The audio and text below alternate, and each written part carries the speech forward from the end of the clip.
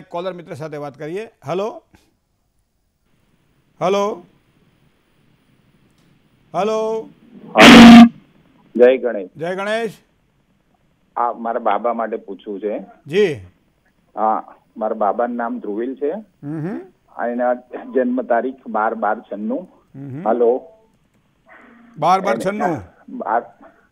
Hello. 12/12/1996. હા, 12/12/1996. સાંજે 7:25 જન્મ. બરાબર. શું પ્રશ્ન હતો ધ્રુવીલનો?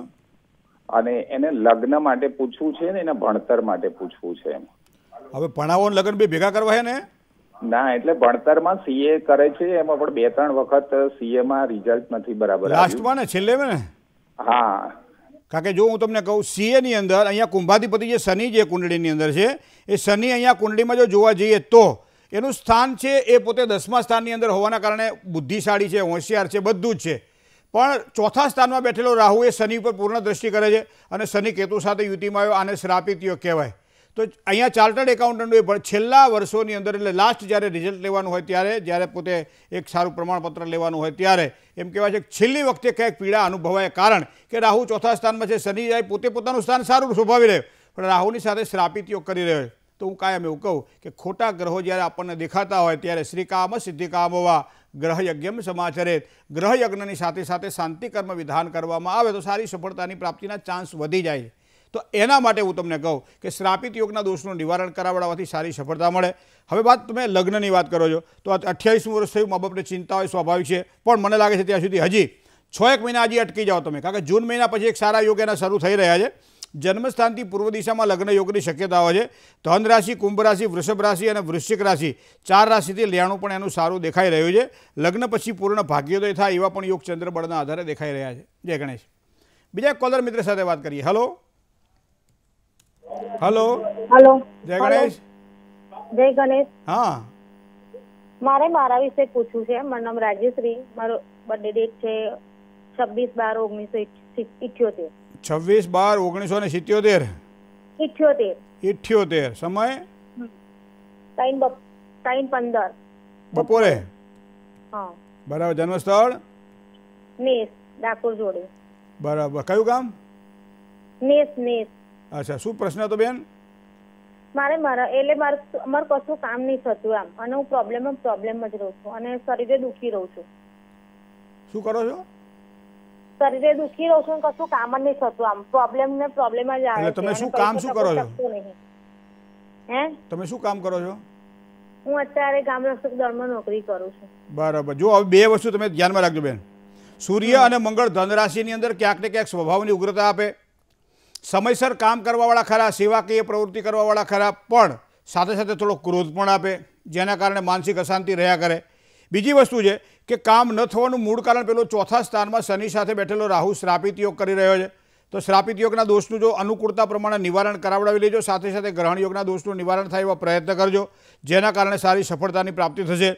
વૃશ્ચિકાધિપતિ ભમ 7મા સ્થાનનો માલિક 8મા સ્થાનમાં હોવાના કારણે બધાની સાથે સારી લેણાદેણી જોઈતી હોય, કામકાજનું ભાર હળવો કરવું હોય, કોઈને ટેન્શન જેને કહેવાય ઓછા કરવા હોય તો મંગળવાર કરજો. ભગવાન ગણપતિનો કરેલો આ મંગળવાર તમને ખૂબ જ સારો લાભ કરાવડાવશે. મંગળવાર 91 કરજો, ગણપતિ દાદાને ગોળનો પ્રસાદ ધરાવીને પોતે પ્રસાદ લેજો અને આ પ્રમાણે કામકાજ કરજો, સફળતા સારી મળશે. જય ગણેશ.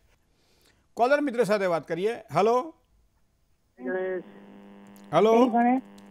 હલો. જય ગણેશ. જય ગણેશ. હા, મારે મારી બેબી માટે પ્રશ્ન છે. જી. એનું નામ છે ખુશ્બુ. એની જન્મ તારીખ છે 8/1/1992. 8/1/1992. હા. સમય સવારના 11:15 વાગે. બરાબર. સાહેબ એની છે ને હમણાં માંદી જ રહે છે અને નોકરી કરે અહીંયા એને ટેન્શન રહે છે. આખો દી દવા એટલી કરી તો એમ થાય કે હું સૂતી જ રહું, કાંઈ ને વળપ નથી રહેતી. એક તો વિના બિલગ્નમ પ્રભાવ સિદ્ધિ આ જ્યોતિષનો સિદ્ધાંત છે બેન. લગ્નેશ 6થા સ્થાનમાં બેઠેલો છે અને એ પણ પાછો સિંહ રાશિમાં હોવાના કારણે જે કોઈ પણ કામ હોય એ કામ કરવું અને કામનું ભાર લેવો આ બે વસ્તુ અલગ અલગ છે. ક્યારેક કામનું ટેન્શન વધારે લેતા હોવાના કારણે પણ શરીર પીડા અનુભવે છે. એક તો વસ્તુ આ ગુરુ મહારાજની કદાચ અવકૃપાના કારણે થોડું આવું બને. વિશેષ જવાબદારી હોય, જવાબદારી પૂરી ન કરી શકાય સમયસર, અને એના કારણે ખાસ કરી જોબ કરતા મોટાભાગે બહેનોના આ સમસ્યાઓ જોવા મળે છે કે જે ગુરુ છે ને, ગુરુ પ્રભુત્વ શું થશે, કેમનું થશે, ક્યારે થશે, આ સતત પ્રશ્નો એના રહ્યા કરતા હોય છે જ્યારે ગ્રહો નબળા પડતા હોય ત્યારે. બાકી સક્ષમતાથી તો કામ કરી શકાય છે, પણ મને લાગે છે ગુરુનું સારું રત્ન પહેરાવી શકાય, જેના કારણે સ્વાસ્થ્યમાં સારો સુધારો જોવા મળે. 10મું સ્થાન એ આજીવિકાનું સ્થાન તો ખરું જ, પણ 6થા સ્થાનથી 5મું સ્થાન પણ માનવામાં આવે. તો આ પ્રમાણે 10મા સ્થાનમાં જે છે સૂર્ય સાથે બેઠેલો રાહુ છે, તો આને ગ્રહણ યોગ કહેવામાં આવે. તો દર રવિવારના દિવસે એ ભગવાન સૂર્યનારાયણની ઉપાસના કરે, બુધવારે પીપળે જળ ચડાવે, સૂર્ય અને રાહુના ગ્રહણ યોગના દોષનું નિવારણ કરાવડાવે, અને અમાસના દિવસે ભગવાન શ્રી શિવની ઉપાસના કરે. જો આ પ્રમાણે કરશે તો ચોક્કસ એને સારો લાભ થશે. જય ગણેશ. બીજા એક કોલર મિત્ર સાથે વાત કરીએ. હલો હલો હેલો, જય ગણેશ. જય ગણેશ. મારે મારા બાબા વિશે પૂછવાનું છે. જી. જન્મ તારીખ છે 20/9/2002. 20/9/2002. સમય 20/9. હે 20/9. હા, તો 20/9 જ લખ્યું, 2002. હા. સમય હલો સવારે 8:30 વાગે. 8 કલાક ને 30 મિનિટ. જન્મસ્થળ ખંભાળિયા. ખંભાળિયા. શું પ્રશ્ન હતો બેન? એને સરકારી નોકરીના યોગ કેવા છે અને એનું ભવિષ્ય કેવું રહેશે? હે, એને સરકારી નોકરીના યોગ કેવા છે? શું ભણ્યો ભાઈ? ભવિષ્ય કેવું રહેશે? MBA કરે છે. MBA કર્યું, સરકારી નોકરીમાં શું પ્રયત્ન કરે છે? બસ આ એક્ઝામો દે છે બધી. માનો કે સરકારી નોકરીમાં એને સફળતા ના મળે તો બીજું શું એને ગમે? એને બેન્કિંગ નું ગમે છે. હે, બેન્કિંગ. કારણ તમને કહું કે સરકારી નોકરીનો કારક ગ્રહ સૂર્ય છે, પોતે મહેનત કરવાની છે, પોતે નોકરી મેળવવાની છે, એનો કારક ગ્રહ શનિ છે. આ બે ગ્રહોને ધ્યાનમાં રાખીને સરકારી નોકરી મળે કે ના મળે એ મોટાભાગે કુંડલીમાં એક તારણ નીકળી જાય. સાચું ખોટું પછી કામ શું છે, સમયની અનુકૂળતા પ્રતિકૂળતા જોવી પડે. તમે જે સમયનું રાખ્યો હોય સમયમાં થોડો ઘણો ફેરફાર હોય તો કુંડલીમાં ગ્રહો બદલાઈ જાય. પણ અહીંયા કન્યા રાશિમાં બુધ પાવરફુલ છે, મતલબ સૂર્ય સાથે જોડાયેલો આ બુધાદિત્ય યોગ એને નોકરીમાં સારી તકો આપે, પણ જરૂર નથી કે સરકારીમાં જ આપે. બુધ એટલે બેન્કિંગ ક્ષેત્રમાં પણ બુધ એને લાભ કરાવડાવે, એકાઉન્ટિંગનું કોઈ પણ ક્ષેત્ર હોય બુધ એને લાભ કરાવડાવે, એ પણ વસ્તુને ધ્યાનમાં રાખવાની રહી. બીજું, જન્મસ્થાનથી દૂર ભાગ્યોદય છે, પ્રદેશમાં પણ ભાગ્યોદય થાય, ખંભાળિયાથી થોડા દૂર જવું પડે નોકરી માટે તો પણ ભાગ્યોદય થાય. આવી તકો કુંડળીમાં દેખાઈ રહી છે. તુલા રાશિનો સ્વામી શુક્ર છે, આગળ જતાં ખૂબ જ સંપત્તિ ભગવાનની દયાથી સારી લખાયેલી છે. શનિ મહારાજ પણ પાવરફુલ છે. 8મા સ્થાનમાં રાહુ એ સામાન્ય પિતૃદોષ કરી રહ્યો છે, તો ઘરમાં એટલે પાણી યારે દીવો કરવામાં આવે, તુલસી ક્યારે દીવો કરવામાં આવે, નજીકમાં પીપળો હોય તો ત્યાં દીવો કરવામાં આવે, પિતૃઓને યાદ કરવામાં આવે, ચોક્કસ એને સારી સફળતા મળશે. જય ગણેશ. મિત્ર સાથે વાત કરીએ. હલો હાલો. જય ગણેશ. જય ગણેશ. હા, મારી જન્મ તારીખ 15/5/63. અને ખેતી જમીન છે પણ હજી કઈ લાભ નથી મળતો. ભાગે આવી ગયો તમારું 15/8/63. હા. અને સમય 15/5/5. હે 15/5. 15/5. અને સમય રાત્રિ મધ્યરાત્રિ પછી 12 વાગ્યા પછી. કેટલા? 12 થી 1 2 3 4 5. હા, 12 થી 1.5 નું ગણી લ્યો. બરોબર બરાબર. હવે આ જમીનની વાત, તમારો 63માં જન્મ છે તમારો? હા, અને ગોંડલ. 63માં જન્મ એટલે કેટલા વર્ષ થયા તમને? મને ક્યાં રીતે 60 હે 60 નહીં, 60 તો પૂરા થયા. 61 2 મહિના પછી પૂરું થશે. હા હા, તો હવે છે ને જમીનનું બધું બાકી રહ્યું હજી? હે હા, એટલે શું બાકી રહ્યું છે હવે?